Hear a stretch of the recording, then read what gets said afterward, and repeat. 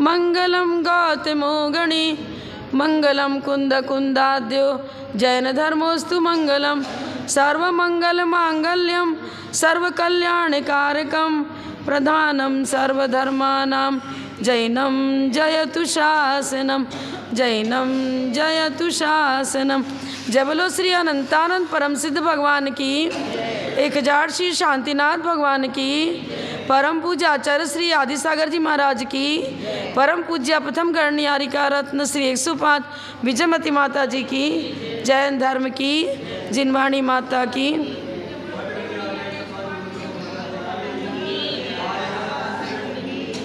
नमः श्री वर्धमानाय निर्धूत कलिलात्मने सालोकानां त्रिलोकानां यद्विद्या दर्पणायते।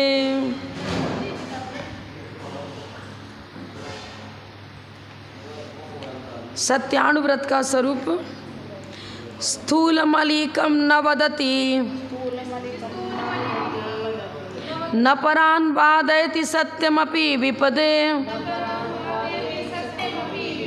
यत्तद्वदन्ति सन्तः स्थूलमृषावादवैरमणम् स्थूलमलिकं न वदति न परान् वादयति सत्यमपि विपदे यत्तद्वदन्ति सन्तः स्थूलमृषावादवैरमणम्। स्थूलम अलीकम न वदति, स्थूल झूठ जो नहीं बोलता है, अर्थात स्थूल झूठ बोलने का त्याग है। अब स्थूल झूठ किसे कहेंगे? जिससे पर का मन दुखता है, जिससे रत्नत्रय की हानि होती है, जिससे मोक्ष मार्ग अवरुद्ध होता है और साथ से पुण्य का अर्जन न होके पाप का अर्जन होता है, वो सब झूठ है। अगर स्वपर हित की भावना है तो कोई भी झूठ नहीं है, और स्वपर हित की भावना नहीं है तो सब झूठ ही है। आप कहो आप ऐसे कैसे? एक दिन बताया था आपको कि गाय दौड़ के जा रही है और पीछे कसाई जो उसको मारने वाला था वो दौड़ रहा है साथ पकड़ने के लिए। चौराहा आ गया, मुनि महाराज भी वहीं थे, तपस्या कर रहे थे। वो पहले खड़े थे, उन्हें बैठ गए और एक तरह से झूठ ही बोला कि भाई हमने नहीं देखा गाय कहाँ गई, लेकिन देखा तो था। अब इसको झूठ क्यों नहीं कहेंगे? जीव रक्षण का भाव है और अहिंसा परमो धर्म। अहिंसा व्रत पल रहा है तो सभी व्रत पलेंगे, और अहिंसा व्रत नहीं पल रहा है तो कोई भी व्रत नहीं पलता है। इसलिए सत्य को जीवन का प्रकाश कहा है। जैसे प्रकाश है तो अपना लौकिक कार्य भी आप अच्छी तरह संपन्न कर लेते हो, अंधेरे में कुछ दिखता नहीं तो लौकिक कार्य भी अंधेरे में नहीं होता। अब यहाँ पर प्रकाश कौन सा है?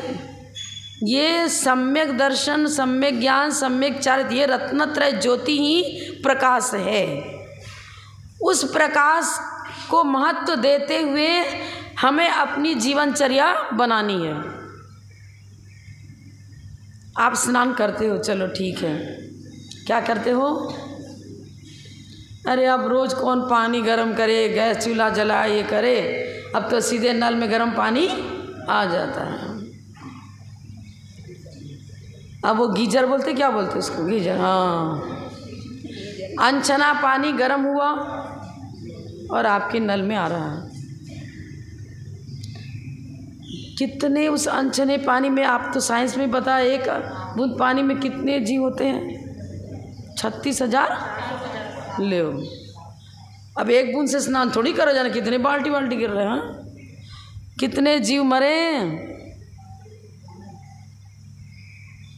आपको इसमें झूठ की चर्चा थोड़ी है। हमने तो पहले ही बता दिया, जहाँ जहाँ हिंसा है वहाँ सब पाप है, टोटल झूठ भी है, चोरी भी है, सब कुछ। अपने व्रतों का घात जिनसे होता है वो मार्ग ही मिथ्या है, और मिथ्या है तो वचनों से ही केवल नहीं, मन वचन काया कृत कार्य तन्वना 9 कोटि से सत्य धर्म का पालन होता है। कथानक है ना, वो जिसने कि एक जो क्या था, अष्टमी चतुर्दशी को हिंसा नहीं करेंगे, उसने व्रत लिया था, उसका नाम क्या था पता नहीं, जो भी। तो अब क्या हुआ, राजा राजपुत्र को, क्योंकि उसने अष्टानिका महाव्रत में चलते हुए मेढक को पकड़ के खा लिया था, मांस का इतना शौकीन था वो कि राजा आज्ञा का पालन नहीं कर पाया, उसको इतनी ये हुई तृष्णा, मुझे खाना ही खाना ही। अब सब तरह से मांस की दुकानें बंद थी, पूरा ऑर्डर था राजा का, तो कहाँ मिले, तो बगीचे में अपने गया, वहाँ मेढक कूद रहा था, उसी को पकड़ के चुपचाप खा लिया और हड्डी वहीं का वहीं फेंक दिया। अब राजा को हड्डी वहाँ दिखी, ये हड्डी है तो कोई ना कोई जीव को मारा है किसी न किसी ने, तो उसने साफ साफ कह दिया कि राजपुत्र आया था, उसने ऐसा किया। राजा ने कहा सजा है इसको, जैसे सबको सजा वैसे इसको सजा। अब सोने का सब आभूषण पहने था, सब कुछ करना था। अब पत्नी को तो लोभ आ गया उसको, वो तो उसने कह दिया था कि देखो आवे राजा के यहाँ से कोई तो कह देना है ही नहीं यहाँ सर में, नहीं कहीं बाहर गया। लेकिन उसकी पत्नी क्या कहती, मुँह से तो बोलती है नहीं, हृदय से कहती है अंदर है। लोग आ गया, पकड़ के ले गए। उसने कहा नहीं मैं तो किसी भी शर्त में आज हिंसा नहीं करूँगा। तो क्या किया, अरे इसको पोटली में बांधो और राजपूत को ही बांधो और दोनों को समुद्र में पटक दो। लेकिन मात्र अष्टमी चतुर्दशी को हिंसा नहीं करूँगा, ये नियम लिया था। अपने व्रतों का दृढ़तापूर्वक पालन किया तो जय जयकार होने लगी, सिंहासन बन गया और सब अहिंसा परमो धर्म की जय बोलने लग गए। उसकी रक्षा हुई, राजपुत्र तलहटी में चला गया, मृत्यु को प्राप्त हो गया। सबसे बड़ी बात है कि हमारे जिन वचनों से रत्नत्रय का पालन होता है उसी को हम अणुव्रतों में लेंगे। व्रत का मतलब ही है, ऐसे गोला खींचते हो ना उसको व्रत कहते हैं, गणित वाले गोल खींचते हो ना, हाँ। इसी तरह हमें कुछ न कुछ ऐसा नियम लेना चाहिए जिससे हमारे आत्मिक गुणों का विकास हो। हर जगह तो चल रहा है, चलो कुछ ऐसे हैं जो क्षम है गृहस्थ अवस्था में कि भाई उतना झूठ तो बोलना ही पड़ता है, व्यापार में है। और अब देखो जब युद्ध हुआ तो क्या हुआ, युधिष्ठिर महाराज ने क्या कहा था,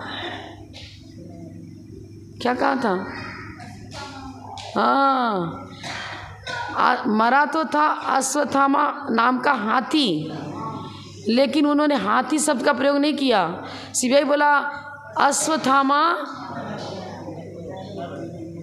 नरोवा कुंजरोवा, धीरे से बोल दिया, अश्वत्थामा हाथो, और फिर नरो जोर से बोल दिया और कुंजरो धीरे से बोल दिया। मायाचारी करी ना, सत्यवादी थे, प्रसिद्धि थी उनकी, लेकिन एक कलंक लग गया और ग्रंथों में आज भी लिखा जाता है कि सत्यवादी होते हुए इन्होंने यहाँ पर झूठ बोल दिया। अब ऐसा है कि युद्ध में तो जीतना था उनको, ये विरोधी हिंसा क्षम्य है गृहस्थ के लिए।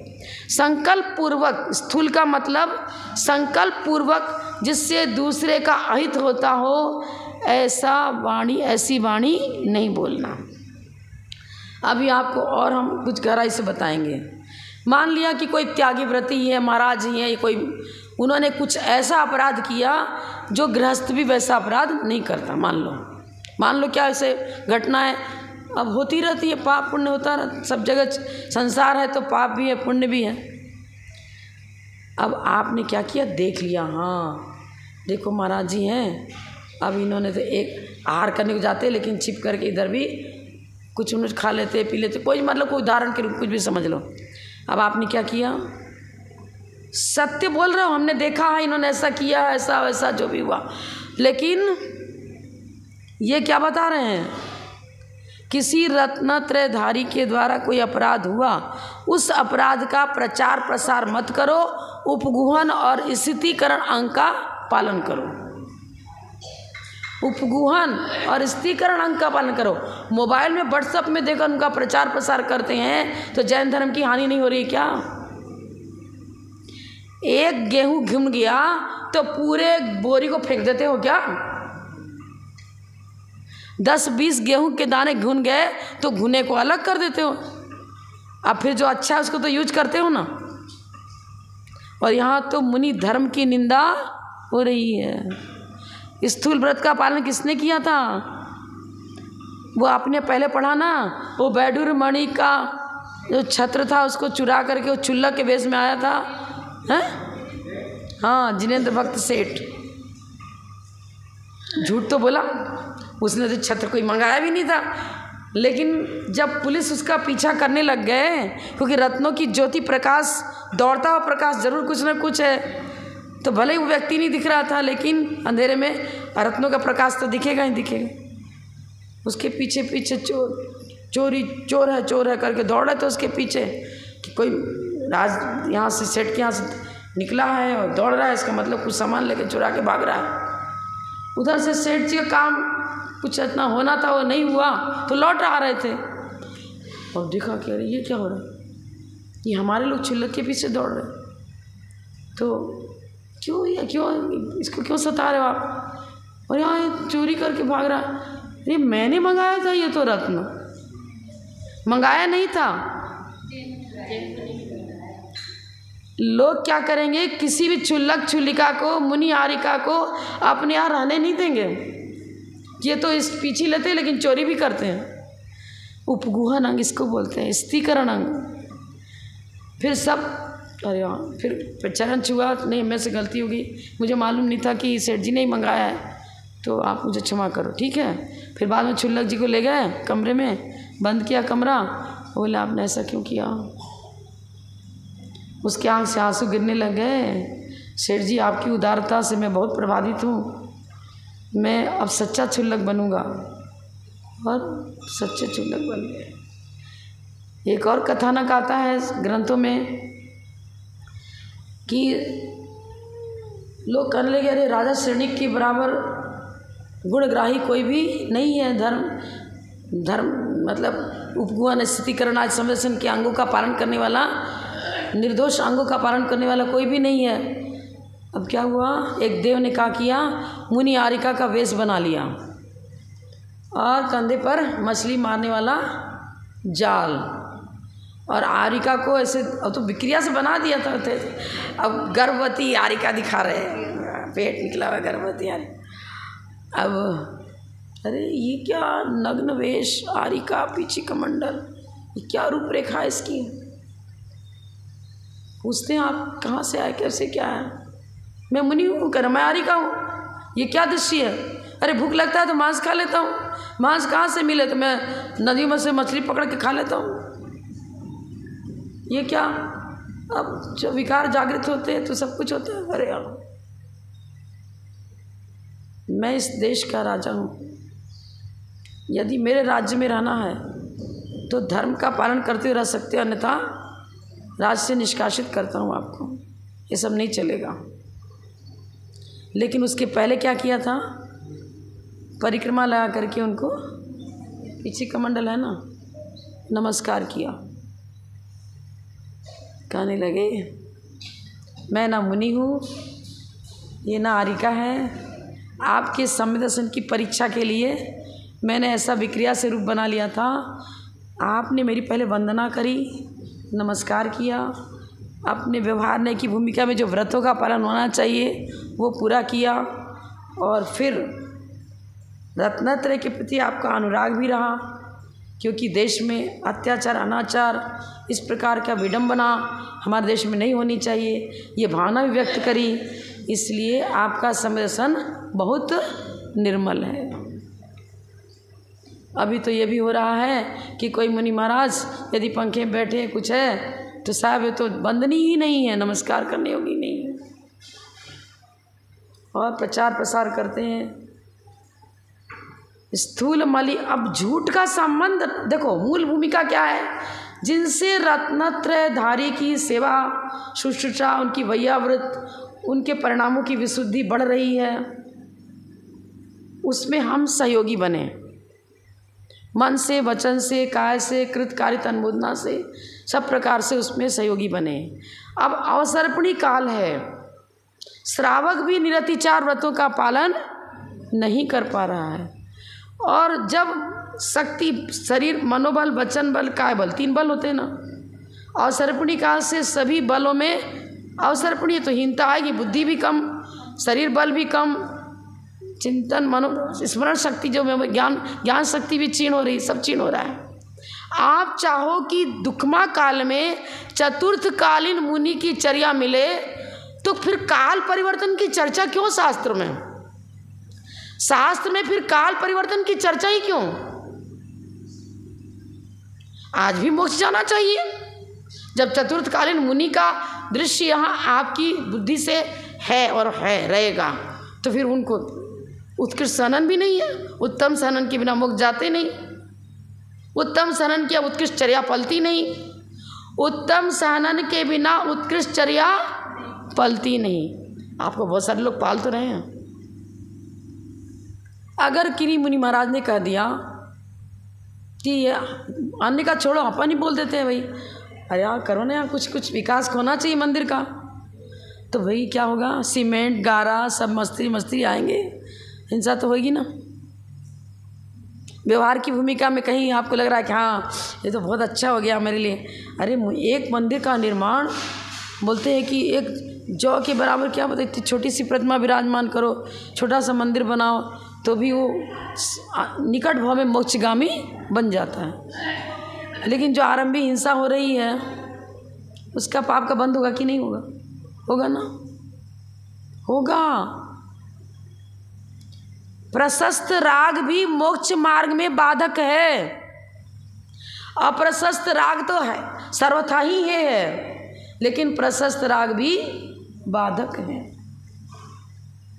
और ये बच्चे कह रहे थे हमको प्रश्न पूछना है, क्योंकि टीचर लोग आए, कुछ बनाए क्या प्रश्न?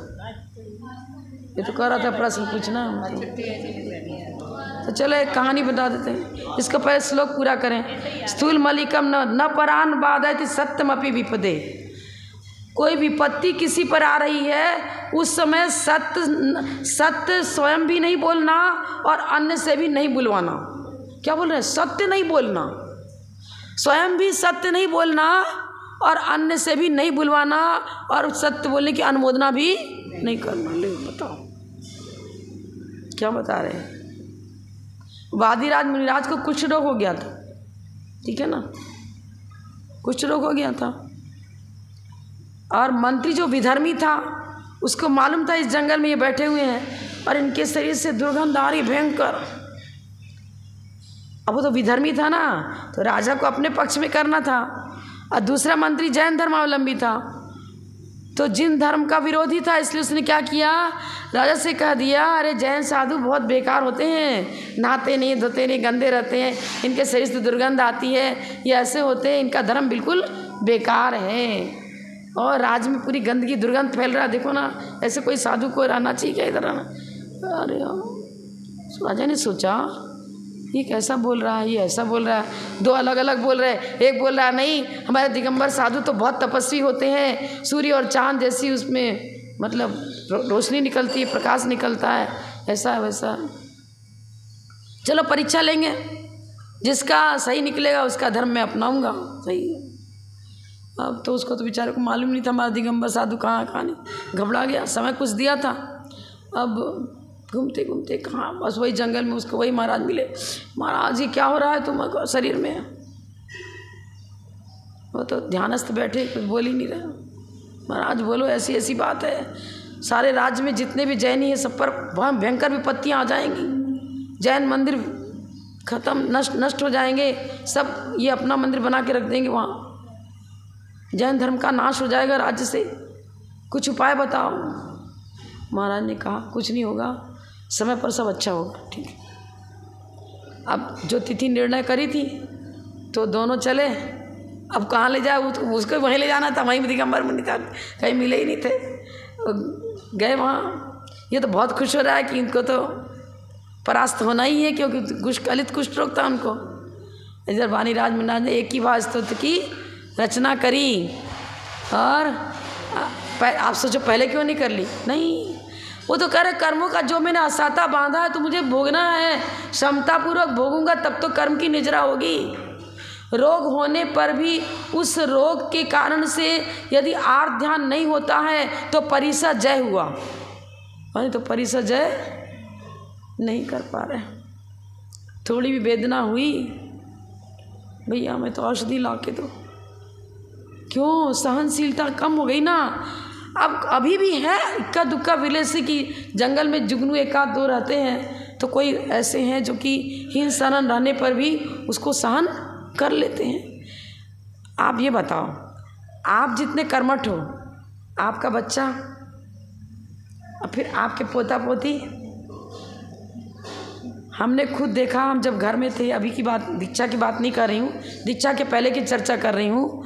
75 से भी कुछ ज़्यादा, 80 से कुछ कम, 200-250 बाल्टी पानी कुएं से बड़ा रस्सी, वो घराड़ी रहती ना, उससे जल्दी खींच जाता है, खींच के बड़े बड़े हौद ऊपर के नीचे के सब भर दिए पूरे। किसने? ग्रैंडफादर, दादाजी ने। हम लोगों से कहा हमसे तो नहीं भरे, हम तो 2-3 बाल्टी भरे, हम हाथ दुखने लगा, हम नहीं भरते। अरे वो तो वृद्ध है और हम यंग हैं तो भी नहीं भर पा रहे, नहीं, हाथ दुखने लग गया। हाँ, बलहीन हो रहा है ना। आप उपवास, कोई तो ऐसे 8-10 उपवास कर ले रहे हैं और सोमेश्वर की वंदना भी कर ले रहे हैं, और हम खा पी करके और चढ़ रहे पीछे जो पानी पीते जा रहे हैं कुछ नाश्ते, तब भी कर रहे भैया पाँव दुखने लग गया, अब तो हम एक वंदना कर लिए, अब आगे हाथ जोड़े वंदना नहीं हो पाएगी। अपने साथ तो सारे रूल्स अच्छे अच्छे लगा रहे हो, और मुनि महाराज नहीं, चतुर्थकालीन मुनि होना चाहिए, ऐसा ही होना चाहिए। अरे पालन पोषण भी उनका उसी तरह होता था। हम लोगों ने अपने बाल्यकाल में भी देखा, अरे सरसों का तेल लगा दिया, बच्चों को मालिश कर दी और धूप में छोड़ दिया, ना कोई एसी ना कोई, बहुत हुआ तो ज़्यादा गर्मी रही तो पंखे कमरों में चलते थे। अब उनको धूप सहन करने की भी आदत है, और खूब मेहनत करवाते, बागवानी कराते स्कूल से बच्चों को। अभी भी कभी कभी छोटे छोटे गांव में देखते हैं बच्चे पूरे स्कूल में सफाई सब करते हैं, सब करते हैं, बेंच वेंच सब लगाना, सब काम करते हैं, बागवानी कराते थे, पूरा फूल पेड़ पौधे लगवाते थे, फूल का सब करते थे। परिश्रम का अभ्यास होना चाहिए। आज के बच्चों को परिश्रम का अभ्यास नहीं है, होमवर्क भी करने को तैयार नहीं हो रहे हैं, बस ये मोबाइल देखने। इनका भविष्य आप जानो। संभव है कि बहुत अच्छी नौकरी मिल जाएगी, अच्छी बिल्डिंग बना लेंगे, कुछ नौकर चाकर रख लेंगे, सफाई वाले अलग, रसोई बनाने वाला अलग, और सब पूरा आपका चाय पानी दिलवाने वाला अलग, सब 10-20 नौकर घर में काम करे, बढ़िया सेठ जी बहुत। लेकिन जहाँ व्रतों की चर्चा है, अणुव्रत महाव्रत आदि की चर्चा है, मोक्ष मार्ग की चर्चा है, वहाँ तो अंधेरा ही अंधेरा, घोर अंधकार। इधर प्रकाश, दो मुख राही चेहरे न पंथा, माता जी बताते कि आप चाहो एक ही समय में इधर भी चल ले उधर भी चल ले, पूरा पश्चिम दोनों तरफ चल लोगे क्या? ये लौकिक सुख भी पैसा के रहते हुए तब मिलेगा जब कुछ पुण्य है तो। पिछला जब तक पुण्य है तब तक ये संपत्ति आपके लिए इंद्रियजन सुख का कारण बनती है, और जहाँ वो खाता बैंक का समाप्त हो गया, आपने जितना पैसा बैंक में जमा किया था सब निकाल लिया, अब बैंक वालों के पास जाके कहो भैया मुझे कुछ पैसे दे दो, निकल यहाँ है कि तो खाली हो गया बात। अब पुण्य का खाता यदि खाली हो गया बाई चांस, तो किडनी खराब, तो हाई हार्ट खराब, तो कहीं यहाँ ब्रेन हेमरेज, तो कहीं कुछ, डॉक्टरों के यहाँ करोड़ों की संपत्ति चली गई। पैसा है लेकिन सुख नहीं है। आध्यात्म एक ऐसी रोशनी है, जैन धर्म हमें वो एक ऐसा प्रकाश देता है, सत्य को जीवन का प्रकाश कहा है, बीच में रखा है ना सत्य को प्रकाश। दिल्ली ने एक दिन बताया था मैंने, दिल्ली पर दीपक रखा है तो बाहर भी प्रकाश जाता है और इधर भी जाता है। उत्तम, क्षमा, मार्दव, आर्जव, शौच, फिर सत्य 5वें नंबर में। आप लोग कोई चौथे में भी डालते हो, लेकिन इस कर्णान योग के अनुसार से 5वां नंबर है। 10 धर्म है ना, 5 5 10 बीच में है। सत्य का पालन किए बिना उत्तम, क्षमा, मार्दव, आर्जव, शौच ये भी नहीं पलेगा, क्योंकि क्रोध, मान, माया, लोभ, क्रोध का नाश होने पर उत्तम, क्षमा, मान का नाश होने पर, इसी तरह एक लगा लो। तो ये बीच में है। जब तक कसायों का उन्मूलन नहीं होगा तब तक जैन धर्म ही सच्चा धर्म है। जैन धर्म का पालन मात्र वचनों से नहीं होता, और वचनों से वचन मात्र का ही पालन करो तो ये तो बता रहे हैं अणुव्रतों की अनुप्रेक्षा में यदि सत्य धर्म देखोगे, आपने लाल रंग को लाल कह दिया, चश्मा को चश्मा कह दिया, पढ़ दिया रत्नकर्ण साहब का 4 पुस्तक तो वही है, पीछे माने आइटम तो सब आप वही बता रहे हो। आप कह रहे हैं कि ये तो मिथ्या दृष्टि है, इसलिए सत्य धर्म का पालन नहीं करता, ये सम्यक दृष्टि है, इसके सत्य धर्म। अरे वाह, आंसर तो दोनों बराबर दे रहे हैं, आंसर तो दोनों बराबर दे रहे हैं। एक के वचन को मिथ्या वचन करें जैन धर्म के अनुसार से, लोक व्यवहार में वो सब सही है। लोक व्यवहार एक अलग चीज़ है। लोक व्यवहार की ठीक है, चश्मा को चश्मा करा, माइक को माइक करा, टेबल को टेबल करा, मकान को मकान करा, आम को आम कहेगा, लीची नहीं कह देगा, लीची को लीची कहेगा, आम नहीं कहेगा, सब सही तो बोल रहा है ना। यहाँ लौकिक दृष्टि से उसको उपचरित व्यवहार नहीं बोलते हैं। जैसे घी का घड़ा, अब घड़ा घी से थोड़ी बना है। घड़ा तो चाहे चांदी का है, सोने का है, पीतल का है, स्टील का है, कोई भी है। घी अलग पदार्थ है तो, और वो अलग है। उपचरित व्यवहार ने एक अलग चीज़ है, लेकिन मोक्ष मार्ग में चर्चा करेंगे तो अलग चीज़ हो जाएगा। व्रतों का पालन करना, सोचना पड़ेगा कि किससे तो मेरे भी रत्नत्र की हानि हो रही है और अन्य की भी हो रही है। आपको मालूम ना, दीवान जी ने जो विधर्मी थे ना, वो बराबर कुछ ना कुछ लगे रहते थे ताकि इनका भी इंसल्ट हो। सब राजा इनकी बड़ी भारी प्रशंसा होती है राज दरबार में, हम लोग को पूछते ही नहीं है क्या बात है। तो किसी तरह ये राज दरबार में से या तो निष्कासित ही हो जाए, सबसे अच्छा हो जाए, ऐसे लगे रहते थे। तो कहीं राजा अपनी सेना को लेकर जैसे भी वो बाहर जा रहा था, तो हम लोग सब जा रहे हैं, अभी दीवान जी को मत ले जाओ, इनको सारा काम सौंपो, हर समय इनको ले आते हैं, हम लोग को ले, इनको छोड़ो यहीं पर, और जितने पशु पक्षी हैं सबको भोजन देने का काम इनके ऊपर छोड़ा जाए।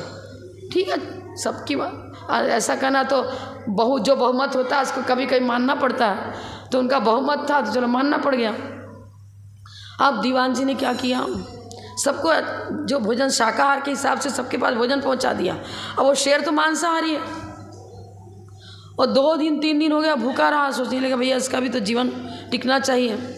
तो जलेबी बनवाई और कढ़ा भर के दूध और जलेबी बनवा के खूब सारा रख दिया, सामने खड़े हो गए, बोला श्रीराज यदि तुझे भूख मिटानी है तो ये जलेबी और दूध रखा है, खा ले, और यदि मांस ही चाहिए तो मैं खड़ा हूँ, खा ले।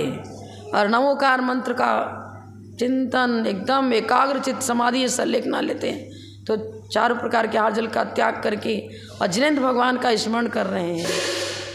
क्या होता है, सीता महारानी ने जिनेंद्र भगवान का स्मरण किया, अग्नि का सरोवर हो गया, और सोमा सती ना नाक का हार हो गया।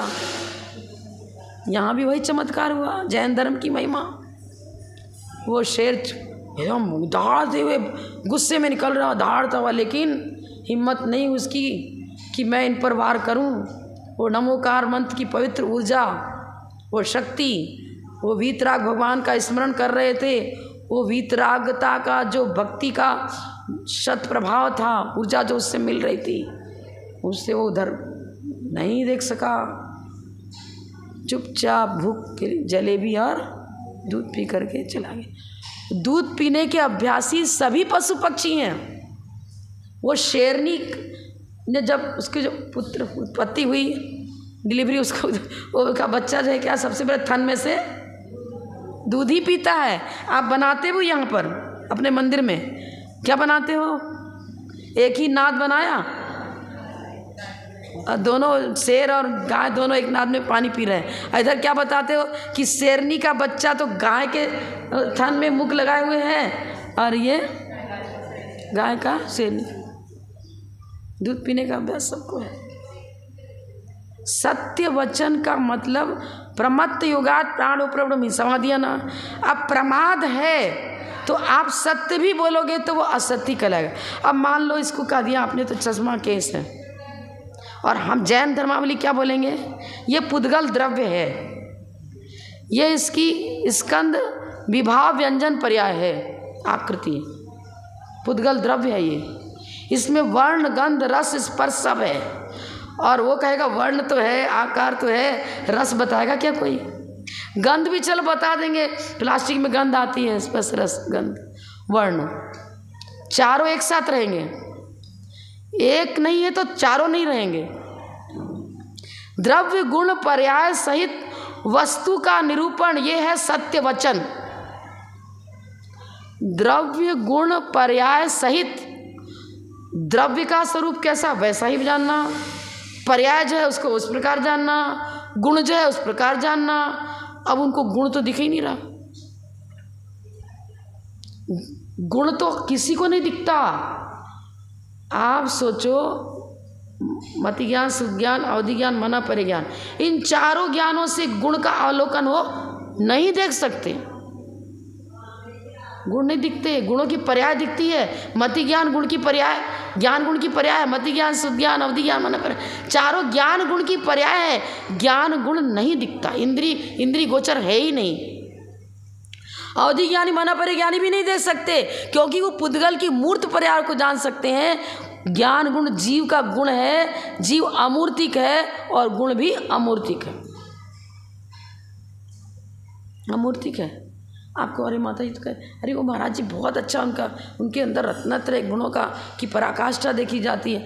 अरे आप कार्य को देखकर, धुएं को देख करके, पहाड़ पर से धुआं निकल रहा था, उस धुएं को देख करके आपने अग्नि का ज्ञान किया। ये चींटी चल रही है तो आपने कहा ये त्रिइंद्रिय जीव है, उसका जीवत्व तो आत्मा नहीं दिखी आपको, वो बड़ी दिख रही है, लेकिन चल रहा है तो इसके अंदर वो जीव है, मौजूद है, तब तो चल रही है। मर जाती तो चलती कैसे?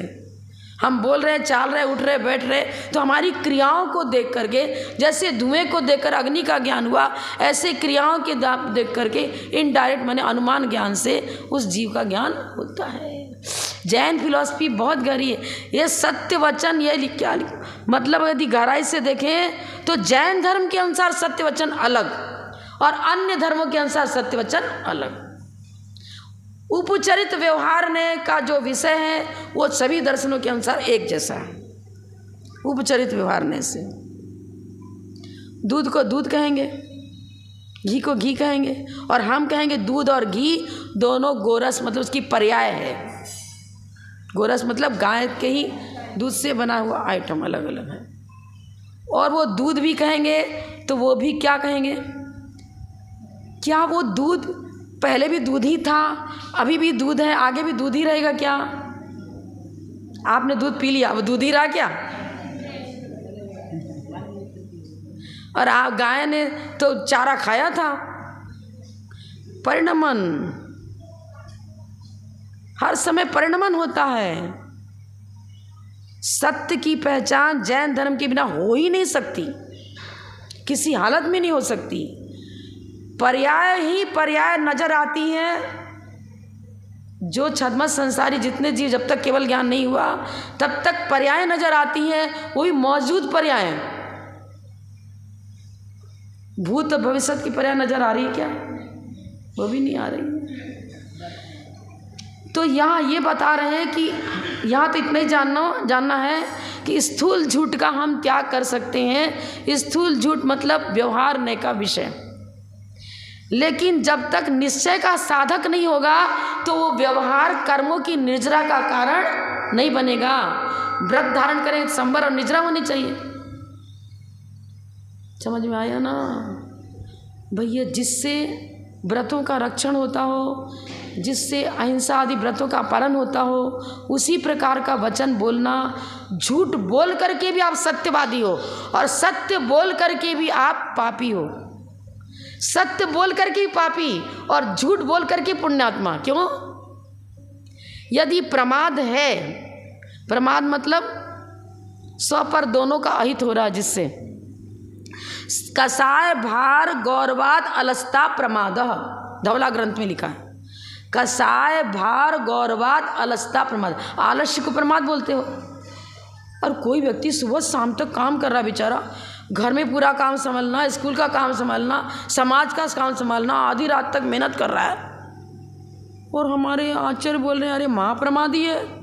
महाराज मुझे प्रमादी क्यों कर रहे हो, मैं तो इतनी मेहनत करता हूँ। अरे हाँ, मात्र शरीर पोषण के लिए, जीविका के लिए कर रहा है। रात्रि भोजन भी तू करता है, जमीकंद भी खाता है, व्रतों का तो कुछ ठिकाना ही नहीं है, 1% भी कोई व्रत नहीं पाल रहा है। फिर क्या हुआ?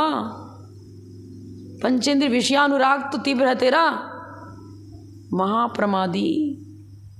सम्यक दर्शन का भी ठिकाना नहीं है। जब चौथा गुण स्थान भी नहीं हुआ, प्रमाद तो छठे तक जा रहा है, पहले गुण स्थान से लेकर छठे तक। कसाय भार गौरवाद अलसता प्रमाद, कसाय का भार जितना जितना कम होता चला जाएगा उतना उतना प्रमाद भी माइनस होता चला जाएगा।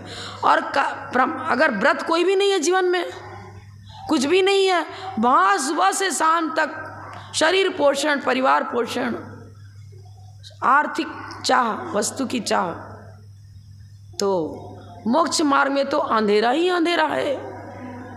एक दीपक भी नहीं जलाया आपने, छोटा सा एक मोमबत्ती भी नहीं जलाई आपने, तो कुछ भी नहीं किया। अरे मान रहे कि विषमता है, लेकिन विषमता में भी हमारे तो आचार्य स्यादवाद अनेकांतवादी हैं। आपको एक दिन बताया था कि रस्सी बटने वाला बीच में था, उसमें प्राणोत्सर्ग हो गया, और महाराज ने उसको यही कहा था इस छोर पर है तो चलो तेरे को मांस का त्याग, नहीं छोर पर शराब का त्याग, बीच में रहेगा तो दोनों का त्याग। लो, देवायु का मन चला गया स्वर्ग में। आपने भोजन कर लिया, पानी पी लिया, सब कुछ कर लिया, क्या आधे घंटे के लिए बिना पानी के नहीं रह सकते क्या? 10 मिनट नहीं रह सकते क्या? उतनी देर भी त्याग कर दिया, संबर और निजरा। वो त्याग की जो भावना है वो आपके मोक्ष मार्ग में एक दीपक जला गया, जल गया दीपक, अब अंधेरा नहीं है। छोटा सा दीपक भी जले तो बड़े पूरे कक्ष में प्रकाश हो जाता है, वो पूरे जीवन में रोशनी देगा आपको। सत्य व्रत का पालन मतलब जैन धर्म की जो अणुव्रतों की परिभाषा बताई है कि व्रत माने कुछ ना कुछ नियमावली लेना ना, इसे तो मैं नियमावली की चर्चा कर रही हूँ कि नियमावली लेना कुछ ना कुछ, जिससे बच्चे का स्वास्थ्य भी अच्छा रह रहा है, घर में शांति रह रही है, सब कुछ रह रहा है, वो हम काम करेंगे। यदि पतिदेव ने कह दिया कि नहीं पहले आपको बच्चों का टिफिन बनाना, ये काम करना, उसके बाद मंदिर जाना, हाँ ठीक है। क्रियाओं से धर्म नहीं होता। आप व्यवस्थित सब घर का ड्यूटी पूरा दे दो, अपने माता पिता बीमार है, कुछ है, उनके प्रति आप पूरी ड्यूटी दे दो। स्व पर एक अभयदान, एक रोगी के रोग का निवारण करना, उसकी एक माता पिता की सेवा करना। बोलते हैं स्कूलों में ही पढ़ा, क्या वो पढ़ा, वो कंधे पर लेकर के माता पिता को, हाँ श्रवण कुमार, इतिहास में स्वर्णिम उसका इतिहास रचा गया। तो आज अगर मैं सामाई पे मान लो बैठ गई, उधर एक माता जी का अचानक तबीयत ज़्यादा खराब हो गई, तुरंत माला में तो वहीं पटकूंगी, भागूंगी जाने, ये नहीं, यही सामायिक है। किसी के समाधि से लिखना और इसको नमकारमन सुना रहे, कुछ कर रहे, ये क्रियाओं की जो है ना उसको महत्व न देते हुए, क्रियाएं आलम्बन है। जैसे English medium, Hindi medium, English medium है ना, तो किसी को बोला गॉड इंग्लिश में भगवान और हिंदी भगवान बोल रहे हैं, पर जी और ओ और गॉड लिख दिया तो इससे कोई मतलब नहीं, उसका मीनिंग क्या है, अभिप्राय को पकड़ेंगे ना। ये जितनी क्रियाएं हैं, चाहे पूजा पाठ अभिषेक आदि हो, ये क्रियाएं आलम्बन है। जैसे नाव का आलम्बन लेकर के हम दूसरे तट पर पहुंच जाते हैं। आपको शिखर जाना, ट्रेन का आलम्बन लिया, वहाँ पहुंच गए, आलम्बन है। आलंबन को धर्म नहीं कहना। धर्म तो करुणा, अहिंसा, दया, सत्य, अहिंसा, चौर, ये व्रत, ये है धर्म। घर में रह कर के भी हम 100/100 नंबर ला सकते हैं और मंदिर में आकर के भी 10/100 ला सकते हैं। 0 तो नहीं कहेंगे, मंदिर आखिर आया तो पुण्य तो अर्जन कर ही रहा है वो तो, लेकिन मात्र क्रियाएं हैं और कसायों का उन्मूलन नहीं हो रहा है, राग नहीं छूट रहा है, जमीकंद भी नहीं छूट रहा है, रात्रि भोजन भी नहीं छूट रहा है, विषय वासनाएं छूट ही नहीं रही हैं, कलह घर में अशांति कर ही रहे, कसाय खूब कर रहे हैं, भाई भाई का दुश्मन बना हुआ है। अंतरंग की प्रवृत्ति में तो, अंतरंग में तो, अंत कक्ष में तो कचरा ही कचरा, अंधेरा ही अंधेरा, और बाहर तो उजाला ही उजाला, सोना चांदी हीरा मोती माणिक सब रखा हुआ है। लेकिन क्या हो रहा है? ये है वचन का स्थूल मलिकम न वदति। अब यहाँ वदति शब्द उपलक्षण है। उपलक्षण मन बोलना, मन वचन काय कृत कारिता 9 कोटि से सत्य का पालन होगा, सत्य वचन का। जैसे एक न्याय ग्रंथों में क्या बताया, कौवे से घी की रक्षा करो। अब कौवा है तो उड़ा देंगे और दूसरा पक्षी घी में मुँह डाला तो नहीं हटाएंगे क्या? अरे घी की रक्षा का मतलब कौवा से मतलब किसी कोई भी पक्षी है। इसी तरह 9 कोटि से सत्य धर्म का पालन, सिर्फ वचनों से सत्य धर्म नहीं पलता है, समझ में आया? वचनों से भी पलेगा, लेकिन वचन जब स्याद्वाद अनेकांत, अहिंसा, सत्य, अहिंसा, क्या बोलेंगे, करुणा, दया की भावना अंतरंग में है तो आपका वचन संबर और निजरा का कारण बनेगा, और नहीं तो केवल बाहरी दिखावा, टिप टॉप। वो फर्नीचर बना दिया घुनी लकड़ी से, कुर्सी बनाई और एक तो प्लाई बोर्ड और दूसरे घुना, और ऐसा कर दिया जो ठीक से फिटिंग भी नहीं करी, कसाई भी पावे की नहीं करी। हाँ, ऊपर से इतना सुंदर चित्रकारी करी उस कुर्सी पर, सोफा सेट पर बहुत सुंदर, और रख दिया, जो बैठेगा धड़ाम से गिरे। आज का एजुकेशन ऐसा ही करवा रहा है। शानदार जीवन व्यतीत करो, सुखी है, हाथ भी नहीं हिलाना पड़े, यहीं पर लक्ष्मी बरसने लग जावे, बरस जाएगी पूर्व कृत पुण्य से। लेकिन मोक्ष मार्ग में क्या हो रहा है? व्रत तो धारण किया ही नहीं, मनुष्य भाव धारण करके। मनुष्य के अंदर ही व्रत धारण करने की योग्यता थी और खाने पीने में उड़ा दिया, तो पाश्विक मनुष्य होकर के भी वो पशु है। ऐसा भी नीतिकारों ने लिखा है कि सींग और पूंछ से रहित, लेकिन है तो पशु ही। और वो पशु जो अपने व्रतों का पालन कर रहा हो, पर्याय से पशु है, लेकिन यदि व्रत धारण कर लेता है तो पशु होकर के भी रात्रि भोजन का त्याग कर दिया। प्यास तेज लग रही है, नीचे उतर रहा है, नीलमणि की सीढ़ियाँ थी तो अंधेरा दिख रहा है, वापस ऊपर आ गया, अरे सूर्य है तो सही, फिर नीचे 7-8 चक्कर लगा, जब तक सूर्यास्त हो गया, भी प्यासा मर गया, लेकिन व्रतों का तो पालन करूँगा। प्राणोत्सर्ग कर दिए, देवपर्याय में गया, वही आगे तीर्थंकर प्रतिज्ञा बंद करके तीर्थंकर बनता है। देखो क्या है, समय हो चुका, ज़्यादा ही हो गया। तो समझो जैन धर्म बहुत कीमती है। 1% भी इसको अपने, एक छोटा सा बट का बीज भी विशाल वृक्ष बन जाता है। एक छोटा सा भी नियम जैन धर्म का लिया, उसे पालन किया तो हमारी भवावली सुधर सकती है। लेकिन व्रत तो लेना ही पड़ेगा, बिना व्रत के गुजारा नहीं है। अब इनको तो कहाँ पूछो भैया, कोई आप लोग कोई पूछ लो, बच्चों से स्कूल में पढ़ाते हैं उसके हिसाब से 2-3 इनाम तो ले आओ कुछ। ये नहीं बांटना, नहीं इसलिए कहा था हमको पूछना है बच्चों। अरे इसकी भावना है, चलो सीखो। मेरे कमरे में रखे डिब्बे, 3 ही ले आओ, 2-3 तो ये बताए, 3 ही प्रश्न पूछेंगे, जरूरी नहीं 5। चलो डिब्बा ला रही ना, डिब्बा ही ला रही, पेन ले आओ, क्या पूछे हम समझ में। अच्छा,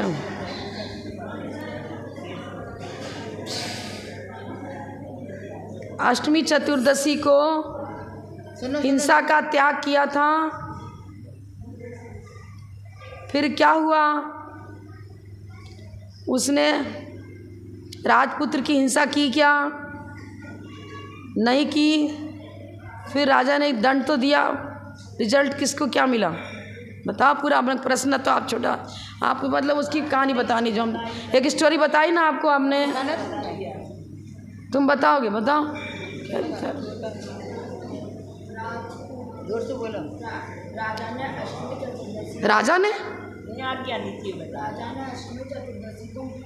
नहीं, पूरे अष्टमी पर्व के था हिंसा का, वो उसने अष्टमी चतुर्दशी को त्याग किया था। नाम क्या था जी उसका? और कोई बोलो। हाँ इसमें कहानी दी होगी ना। तुम बोलो अम्मा। आओ बोलो, चश्मा वाली बोलो। और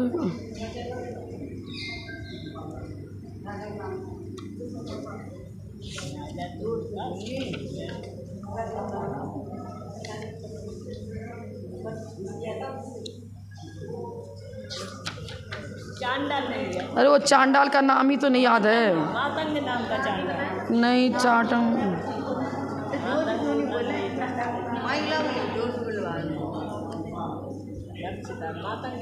मातंगो धन देवस्य, मातंग नाम था। वहाँ रखे हैं। अरे वो रखे नहीं, अरे वहाँ रखे हैं, कमरे में रखे डिब्बे, नीली पन्नी रखी है, उसके अंदर है। इतनी नहीं दिख, समझ में आएगी। चलो इतना ही बता दो। राजपुत्र ने बगीचे में रहकर क्या किया था? भैया तो बता ही देते सबसे। राजपुत्र ने बगीचे में जाकर क्या किया था? तुम तो एक बार बता देगा, बोलो।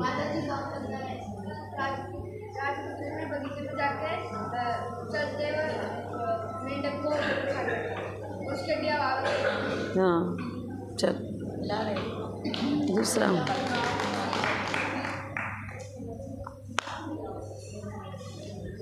कठिन कठिन प्रश्न है ना सब, मेरा बच्चे बता नहीं पाएंगे। चलो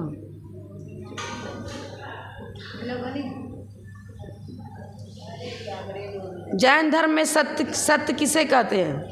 जैन धर्म के अनुसार सत्य क्या है?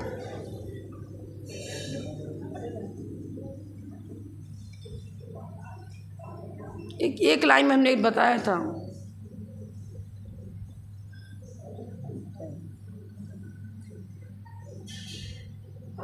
किसी को नहीं मालूम? चलो आप बताओ, तो कोई बताओ। और उसमें परिस्थिति को देखना चाहिए, स्वपरित का ध्यान रखना चाहिए, मतलब स्व पर, हाँ ये मुख्य पॉइंट यही है। जिस वचन से स्व पर दोनों का हित होता है उसी वचन को जैन धर्म में सत्य वचन कहा है। तो ये कौन लिया था इसको?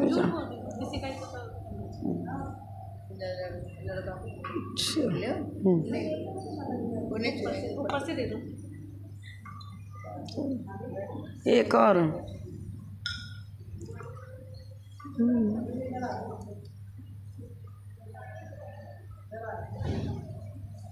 रस्सी बटने वाले ने महाराज से क्या व्रत लिया था, फिर मरकर कहाँ गया? याद है तुमको? चलो बोलो। रस्सी बटने वालों ने एक कोने पे तो मांस का त्याग किया था और एक कोने पे पानी शराब का त्याग किया था, और वो बीच में था तो बीच में दोनों का त्याग किया था, इसलिए वो मर के मोक्ष का त्याग। मोक्ष में कहाँ चला जाएगा? ले चलो देव बरियार में गया, मोक्ष में नहीं गया। अब बच्चे हैं, चलो ठीक है, जवानी के ज्ञान तो ये